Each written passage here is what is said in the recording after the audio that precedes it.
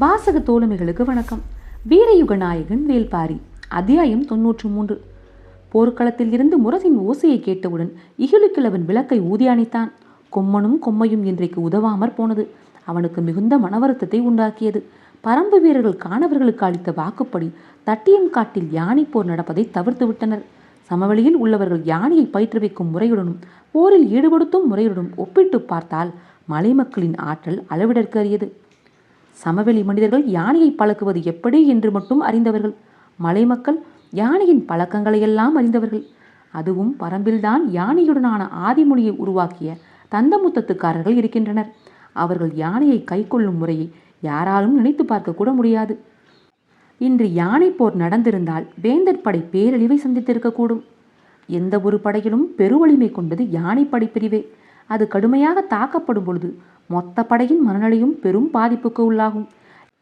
யானைப்படை வீழ்ச்சியை சந்தித்து விட்டால் அதன் பிறகு மற்ற படைப்பிரிவுகளால் வலிமையான ஆற்றலை வெளிப்படுத்தி முன்னேறிவிட முடியாது. பரம்புக்கு இருந்த மிகச்சிறந்த வாய்ப்பு எதிரியின் யானைப்படையை நிலைகுலைய செய்வது. ஆனால் காணவர்களுக்கு கொடுத்த வாக்கின்படி பரம்பு இன்றி யானைப்படையின் மீதான தாக்குதலை முழு முற்றாக விளக்கி கொண்டது. அதற்கு கைமாறு செய்யும்படி காற்றோ காற்றியோ இன்று வீசவில்லை. இகுலுக்கிழவன் மிகுந்த கவலை கொண்டான். பாரியிடம் சொல்ல அவனுக்கு வார்த்தைகள் இல்லாமல் இருந்தது. கைகளை விரித்து காட்டி ஏதோ சொல்ல வந்தான். அதை அறிந்த பாரி, இயற்கை ஒருபோதும் நம்மை கைவிடாது, நாளை பார்ப்போம் என்று சொல்லி குதிரையில் ஏறினான். இரளிமேட்டின் குகைகளுக்கு சற்று கீழே வேங்கை மரத்தின் அடிவாரத்தில் பாட்டாப்பிரை போன்ற அமைப்பு கொண்ட பெரும் திட்டுகள் இருந்தன. அங்குதான் இரவு பகலாக போர் பற்றிய பேச்சுக்கள் நடக்கின்றன. இன்றைய போர் பற்றியும் நாளைய தாக்குதல் பற்றியும் பேசுவதற்காக அனைவரும் காத்திருந்தனர். ஆங்காங்கே பந்தங்கள் எரிந்து கொண்டிருந்தன. மருத்துவ கூடாரங்களின் காயம்பட்டவர்களுக்கான மருத்துவம் நடைபெற்று வந்தது. முருகன் ஆசான் எண்ணற்ற மருத்துவர்களோடு தீவிரமாக பணியாற்றி கொண்டிருந்தார்.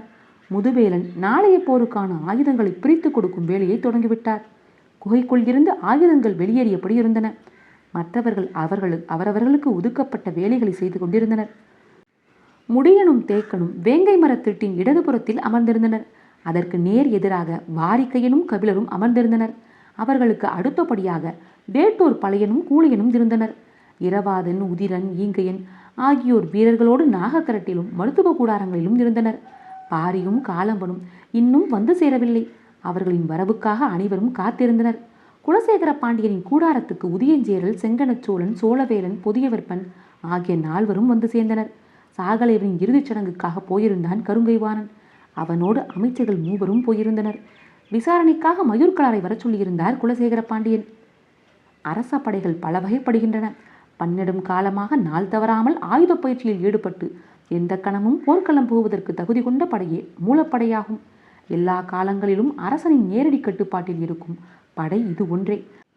அனைத்து வகை ஆயுத பயிற்சிகளும் இடைவிடாது வழங்கப்படுவதால் இந்த படையின் வீரர்களே போர்க்களத்தில் வலிமையான தாக்குதலை நடத்தக்கூடியவர்களாக இருக்கின்றனர். மூலப்படைக்கு அடுத்தபடியாக வலிமை வாய்ந்ததாக கருதப்படுவது உரிமைப்படையாகும். உரிமைப்படை வீரர்களுக்கு மானியமும் உண்பலமும் எல்லா காலங்களும் கொடுக்கப்படுகின்றன. அவற்றை பெற்றுக்கொண்டு ஆயுத பயிற்சியில் தொடர்ந்து ஈடுபடுவர். அவர்கள் ஓர் இடத்தில் இருந்து அந்த பயிற்சியை மட்டும் மேற்கொள்பவர்கள் அல்ல. தத்தமது இடங்களில் இருந்து கொண்டு வெவ்வேறு பணியையும் செய்து கொண்டிருப்பவர். போருக்கான ஆணை வந்தவுடன் அரசனுக்காக போர்க்களம் புகுவர். அவர்கள் உரிமைப்படை என அழைக்கப்படுகின்றனர். கூலி பெற்றுக்கொண்டு அதற்காக போரிடுவோர் கூலிப்படை என்று அழைக்கப்படுகின்றனர். இந்த படைகள் தவிர துணைப்படை, காணப்படை, வன்படை, குழுப்படை என பல்வேறு படைகள் உள்ளன. இவையெல்லாம் போர்க்களத்தில் ஆயுதம் ஏந்தும் படையணிகள். ஆனால் போர்க்களம் மட்டுமல்லாமல் எல்லா காலங்களிலும் அரசனின் பாதுகாப்புக்கு என்றே உருவாக்கப்பட்டுள்ள படைதான் அகப்படை. இந்த படையானது அரண்மனையில் அரச பாதுகாப்பின் பொருட்டு பல்வேறு விதிமுறைகளை கடைபிடிக்கக்கூடியது. அரண்மனைக்குள் ஆயுதங்கள் வைத்துக் கொள்ளும் உரிமை யார் யாருக்கானது என்பதில் தொடங்கி அரசனிடம் பேசும் பொழுது யார் யார் எவ்வளவு இடைவெளியில் நின்று பேச வேண்டும் என்பது வரை இந்த படையால் வரையறுக்கப்பட்டு உள்ளது. அரசனுக்கு அணுக்க காவலர்கள் 2 எந்நேரமும் உடன் இருப்பர். மெய்க்காவலர்கள் 6 அரசருக்கும் அடுத்தவருக்கும் இடைநிலையில் குறுக்கிடாத தன்மையில் இருப்பர். ஆபத்து உதவிகள் 20 என்பர் அரசர் இருக்கும் அவைக்குள் இருப்பர். இவையெல்லாம் அரங்குக்குள் மட்டும் இருக்கும் ஏற்பாடு. இந்த வடிவங்கள் மூவேந்தர்களின் அரண்மனைகளில் ஒரு சில மாறுபாடுகளை கொண்டிருக்கும். பாண்டியனின் மெய்க்காப்பாளர்கள் ஆபத்து உதவிகள் என்றும், சோழனின் மெய்க்காப்பாளர்கள் வேலப்படையினர் என்றும், சேரனின் மெய்க்காப்பாளர்கள் காக்கு வீரர்கள் என்றும் அழைக்கப்படுகின்றனர். இதுபோல பெயர் மாறுபாடுகள் தான் இருக்குமே தவிர அகப்படையின் அடிப்படை பணிகளில் மாறுபாடு ஏதும் இருக்காது. மூஞ்சல் உருவாக்கப்பட்டவுடன் அந்த நகருக்கு என தனித்த பாதுகாப்பு ஏற்பாடுகள் தேவைப்பட்டன. கடல் போல் பறந்து கிடக்கும் படைவீரர்களுக்கு நடுவில் பெருவேந்தர்கள் மூவரும் தங்கியுள்ளனர். எனவே மிகுந்த கட்டுப்பாடுகளை வகுக்க வேண்டியிருந்தது. அமைச்சர்கள் மூவரும் பேசி மூஞ்சலுக்கான அகப்படை ஒன்றை உருவாக்கினர். 5 நிலை பிரிவுகளை கொண்ட அகப்படையின் கட்டுப்பாட்டில்தான் மூஞ்சல் இப்போது இருக்கிறது. போர் தொடங்கிய பிறகு அரச விதிகள் இரும்பாலான கையுறைகளை மாட்டிக்கொள்கின்றன. எளிதில் யாருக்கும் அது இரக்கம் காட்டுவது இல்லை. மூஞ்சலின் அரண்களை காத்து நிற்பது முதல் நிலைப்படை. மூஞ்சலின் வீதிகளை காப்பது 2ஆம் நிலைப்படை. மூஞ்சலுக்குள் இருக்கும் தனித்தனி கூடாரங்களை காப்பது 3ஆம் நிலைப்படை. அரசர்களை சுற்றி நிற்கும் மெய்க்காவலர்கள் 4ஆம் நிலைப்படை. அணுக்கு காவலர்கள் 5ஆம் நிலைப்படை. வரவழைக்கப்பட்ட மயூர்கிழார் முதல் 3 நிலைகளில் உள்ள காவலர்களை கடந்து கூடாரத்துக்குள் நுழைவதே பெரும் பாடாகி போனது. பேரரசர்கள் மூவர் அரச குடும்பத்தினர்களான சோழவேலன், புதியவர்ப்பன் மற்றும் மகா சாமந்தனான கருங்கைவாணன் ஆகிய 6 மட்டுமே மூஞ்சலுக்குள் எந்நேரமும் நுழையக்கூடியவர்கள். இவர்களில் மூவேந்தர்கள் மட்டுமே எவ்வித ஆயுதமும் வைத்துக் கொள்ளும் உரிமை கொண்டவர்கள். சோழவேலன், புதியவர்ப்பன் இருவரும் இடையிலக்க கருவிகளையோ அணுக்கு கருவிகளையோ வைத்துக் கொள்ளக்கூடாது. ஈர்வாளையும் உடைவாளையும் வைத்துக் கொள்ளலாம். மெய்க்கவசம் பூணலாம். ஆனால் கருங்கைவாணன் மெய்க்கவசம் பூணக்கூடாது. குருவாள் மட்டும் வைத்துக் கொள்ளலாம். இவற்றை தவிர மூஞ்சலுக்குள் வர அனுமதிக்கப்பட்டவர்களுக்கு தனித்ததோர் அடையாள வில்லை கொடுக்கப்பட்டிருந்தது. அது வைத்திருப்பவர்கள் விசாரணையின்றி உள்ளே அனுமதிக்கப்படுகின்றனர். வில்லைகள் இன்றி அழைக்கப்பட்டு உள்ளே வரும் யாரும் முழுமையான சோதனைக்கு பிறகே பேரரசர்களின் கூடாரங்களுக்குள் அனுமதிக்கப்படுகின்றனர். உடல் அசைவற்ற மொழியில் பேச அனுமதிக்கப்படும் அவர்கள் ஒரு கணத்தில் மெய்க்காவலர்களால் வாள் கொண்டு தலை சீவப்படும் இடைவெளியில்தான் நிற்க வைக்கப்படுகின்றனர். இப்போது அவ்விடம் நிறுத்தப்பட்டார் மயூர்கிழார். பாண்டிய பேரரசின் அரண்மனைக்குள் நுழையும் போது கூட அவர் இவ்வளவு நெருக்கடியான சோதனையை சந்தித்தது இல்லை. ஆனால் மூவேந்தர்கள் ஒன்றாக உள்ள இடம் ஆதலால் கடும் சோதனைக்கு உள்ளானார். இந்த இடத்தில் மூஞ்சல் அமைக்கலாம் என்று சொன்னவரே அவர்தான். ஆனால் அவரிடம் நீதானே இந்த இடம் பற்றி சொன்னாய் என பேரரசர் கேட்டால் அவர் சட்டென தலையசைத்து விடக்கூடாது. அவர் பேச வேண்டிய முறை பற்றி அவருக்கு சொல்லிக் கொடுக்கப்பட்டுள்ளது. ஐயத்துக்கிடமான அசைவுகள் எந்த விளைவையும் ஏற்படுத்தக்கூடும்.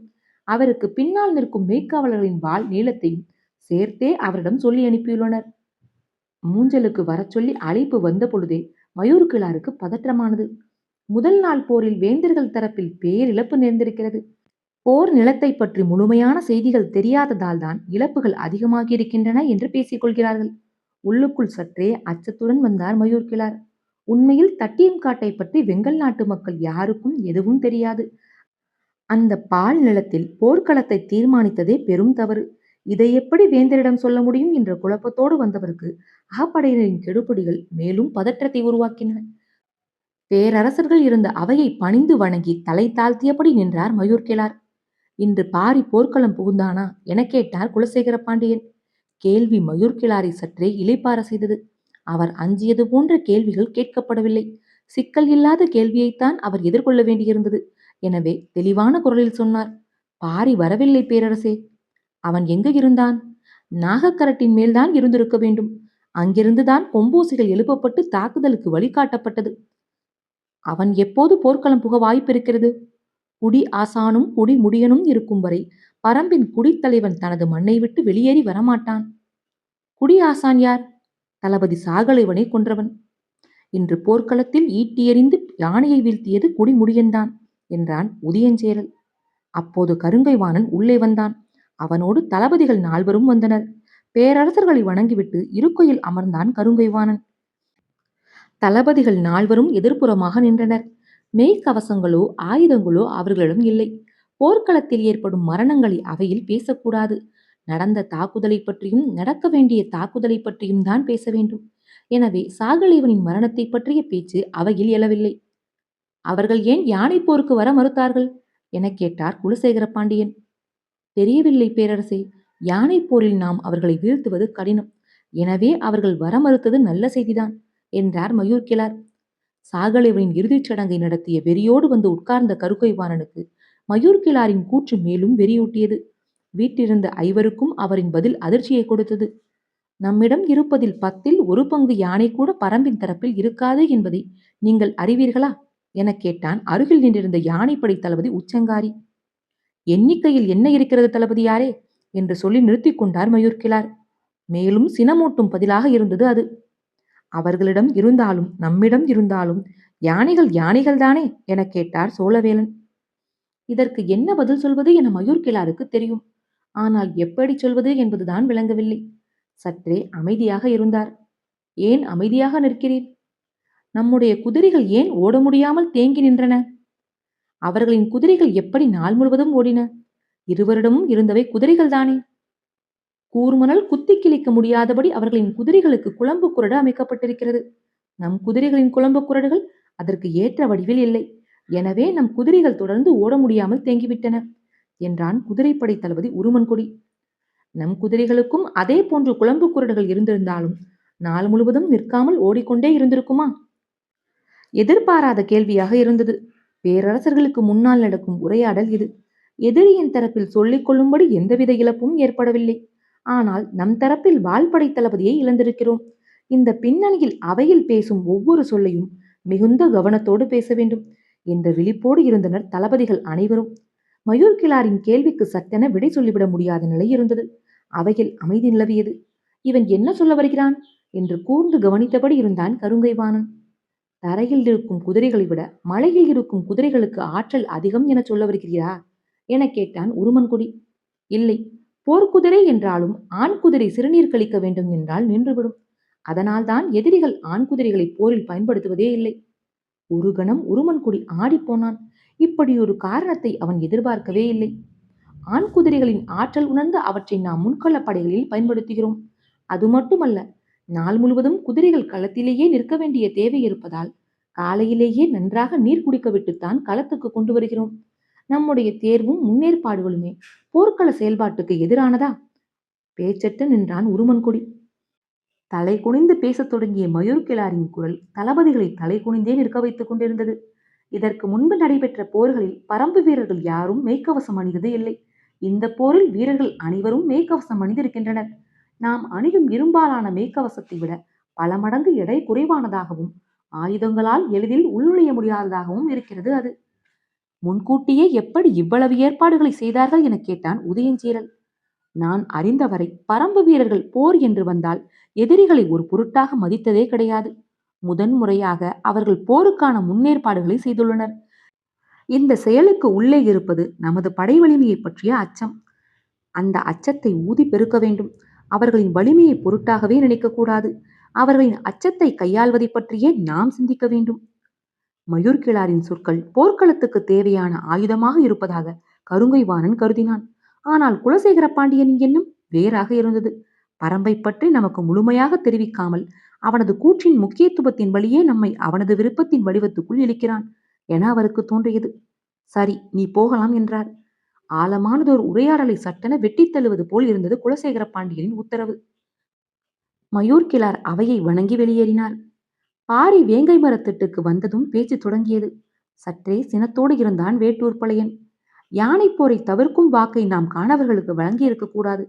எதிரிகள் ஆடுகளைப் போல யானைகளை கொண்டு வந்து நிறுத்தியிருந்தார்கள். நமது தாக்குதல் இன்று யானைப்படையில் இருந்திருக்குமே, ஆனால் எதிரிகள் நிலை குலைந்திருப்பார்கள். நாம் மிகச்சிறந்த வாய்ப்பை தவற விட்டு விட்டோம் என்றார்.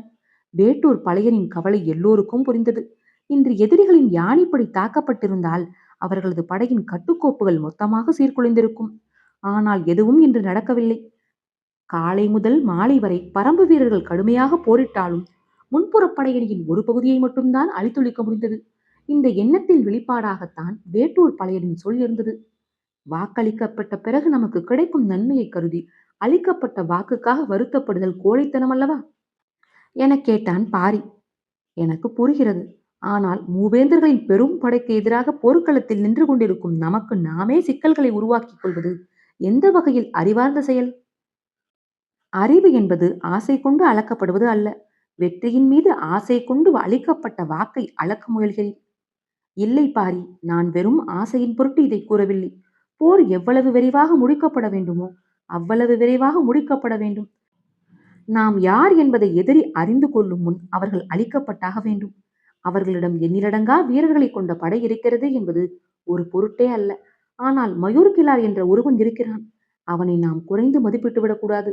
அவன் சொன்ன குறிப்பை வைத்தே மயிலாவுக்கான நிறைசூழ் விழாவை அறிந்து எதிரிகள் தாக்குதல் தொடுத்துள்ளனர்.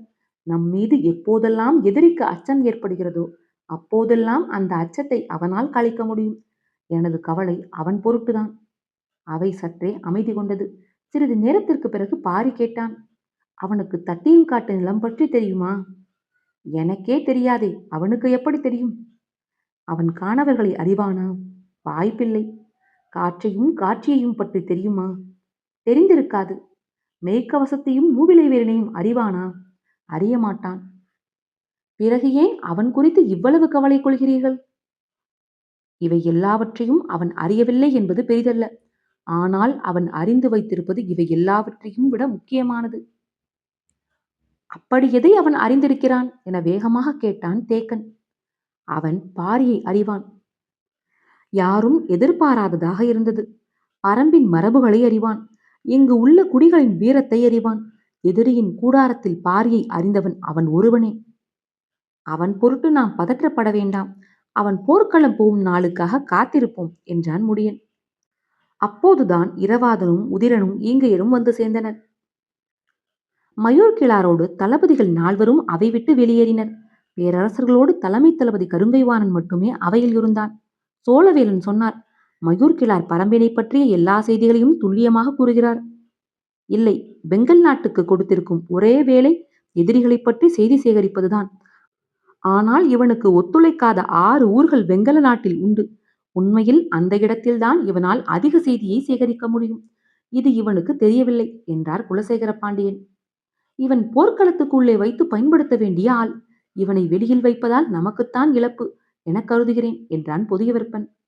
அவன்தான் நமக்கான தூண்டில் புழு. அந்த புழுவை கடிக்க பரம்பு தளபதிகள் காத்திருப்பர்.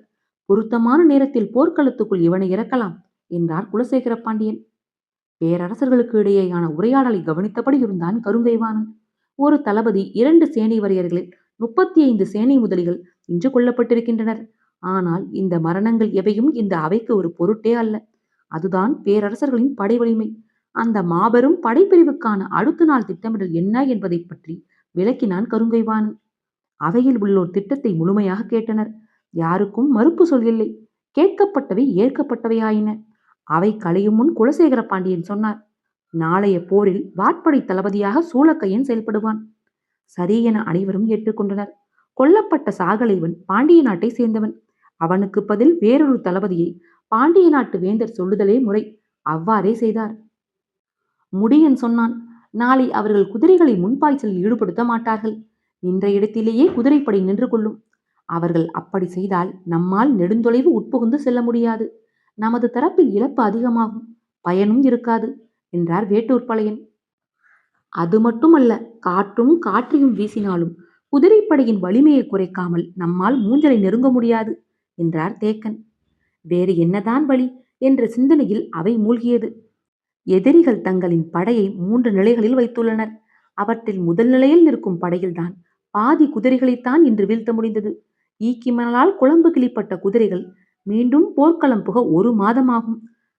அப்போதும் அவை துணிந்து தாவிவிடாது. ஆனால் மீதமுள்ள குதிரைகளை விலக்கி உட்புகுந்து செல்வது எளிய செயலன்று. சரியான உத்தியால் மட்டுமே அதை செய்ய முடியும். நீண்ட சிந்தனைக்கு பிறகு தேக்கன் சொன்னான், ஓங்கலத்தை பயன்படுத்துவது ஒன்றே வழி. சட்டென முடியனை பார்த்தான் இரவாதன். அவனது பார்வையில் மகிழ்ச்சி மின்னியது. அது முறையா? போர் விதி அதை அனுமதிக்குமா என கேட்டான் முடியன். கபிலர் நிலைமான்கோள் சொல்லியாக இருக்கும் பொழுது நான் எப்படி போர் விதியை மீறுவோம்? ஓங்கலத்தை பயன்படுத்துதலில் தவறேதும் இல்லை என்றார் வாரிக்கையன். பேச்சின் ஊடே தான் ஏன் உள்ளிழுக்கப்பட்டோம் என்பது கபிலருக்கு விளங்கவில்லை. ஆனால் வாரிக்கையனின் பேச்சில் ஏதோ ஒரு முடிச்சு இருப்பது மட்டும் புரிந்தது. இன்றைய தாக்குதலில் எதிரியின் எல்லா தந்திரங்களையும் அறிந்துவிட்டோம். ஆனால் அறிய முடியாததாக ஒன்று இருக்கிறது என கேட்டார் உதயஞ்சேரல். என்ன என்றார் குலசேகர பாண்டியன். எதிரிகள் யானை போரில் மிக வல்லவர்கள் என்றால் அதை ஏன் அவர்கள் தவிர்த்தார்கள்? தெரியவில்லை. ஆனால் அதை நாம் சாதகமாக்கிக் கொள்வோம். இனி போர்க்களத்தில் யானைகளுக்கு வேலையில்லை. எக்கணமும் நமது யானைப்படை பரம்புக்குள் நுழையலாம். அது எக்கணம் என்பதை பொருத்தமான நேரத்தில் முடிவு செய்வோம். அவர்கள் நமக்காக ஏற்படுத்தி கொண்டுள்ள வாய்ப்பு இது என்றார் குலசேகர பாண்டியன். மிகச் சரியான சிந்தனை என அனைவருக்கும் தோன்றியது. பேச்சு முடிந்த சிறிது நேரத்தில் அவை கலைந்தது. வேந்தர்கள் தத்தமது கூடாரங்களை நோக்கி போனார்கள். பாண்டிய பேரரசை சுற்றி ஆபத்துதவிகள் நடந்தார்கள். சோழரை சுற்றி வேலப்படையினர் நடந்தார்கள். சேரனை காக்கு வீரர்கள் அழைத்து சென்றனர்.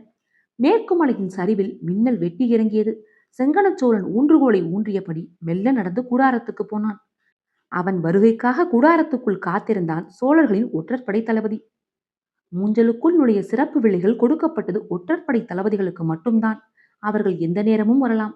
இந்த இரவு வேளையில் தனது வருவுக்காக காத்திருப்பதில் இருந்தே அதன் முக்கியத்துவத்தை உணர முடிந்தது. என்ன செய்தி என கேட்டான் செங்கணச் சோழன். பேரரசனை வணங்கிவிட்டு சொன்னான். கரும்பாக்குடி தலைவன் ஈங்கையன் பாரியின் படையில் பங்கேற்று போர் புரிகிறான் என்றார். செங்கணச் சோழனுக்கு அவன் சொல்ல வருவது புரியவில்லை. என்ன சொல்கிறாய்? விளங்கும்படி சொல். தங்களுக்கு பேரரசர் பட்டம் சூட்டும் வேளையில் கரும்பாக்குடியினரின் மீது மீண்டும் ஒரு தாக்குதல் நடத்தப்பட்டது. கரும்பாக்குடியினர் ஈங்கையரின் தலைமையில் மிக கடுமையான எதிர்த்தாக்குதலை நடத்தினர். இறுதியில் அவர்களை வீழ்த்தினார் நம் தளபதி உரையன். வீழ்த்தப்பட்ட ஈங்கையன் உள்ளிட்ட அவர் தோழர்களை கப்பல் அடிமைகளாக விற்றார். ஆனால் அந்த ஈங்கையன் இன்று பரம்பின் படையில் தளபதிகளில் ஒருவனாய் நின்று போர் புரிகிறான். வியப்பு நீங்காமல் ஒற்றற்படை தளபதியை பார்த்தான் செங்கணச் சோழன். நீ சொல்வது உறுதியான செய்திதானா? உறுதியான செய்திதான் பேரரசரை. நம்மவர்கள் நேரிலேயே பார்த்துள்ளனர். சரி, மற்றவர்களுக்கு தெரிய வேண்டாம் என்று சொல்லி அவனை அனுப்பி வைத்தான். குலசேகர பாண்டியன் கூடாரத்துக்குள் நுழைந்த பொழுது அங்கேயும் ஒருவன் இருந்தான். பேரரசரை வணங்கிவிட்டு சொன்னான். எதிரிகள் தரப்பில் இன்றைய போரில் பங்கெடுத்தவர்களை மதிப்பிட்டோம். நமது படையோடு ஒப்பிட்டால் அவர்களின் படை 20இல் 1 பங்குதான் இருக்கும். இன்றைய போரில் இறந்தவர்களை மதிப்பிட்டோம். நமது தரப்பில் இறந்தவர்களோடு ஒப்பிட்டால் எதிரிகள் தரப்பில் இறந்தவர்களின் எண்ணிக்கை 20இல் 1 பங்கு கூட இருக்காது. அதற்கும் குறைவுதான். வேங்கை மரத்திட்டில் கூடியிருந்தவர்கள் பேச்சு முடிந்து கலைந்தனர். உறங்குவதற்காக 6வது குகையை நோக்கி போனான் பாரி. அவன் சென்ற சிறிது நேரத்தில் அந்த குகையை நோக்கி உதிரன் போனான். பாரி தங்கும் குகையை நாள்தோறும் தளபதி ஒருவன் காத்து நிற்க வேண்டும் என்பது முடியனின் உத்தரவு. அத்தியாயம் 93 நிறைவுற்றது. காற்றோடும் உங்கள் காதுகளோடும் நான் எவிமயிலா.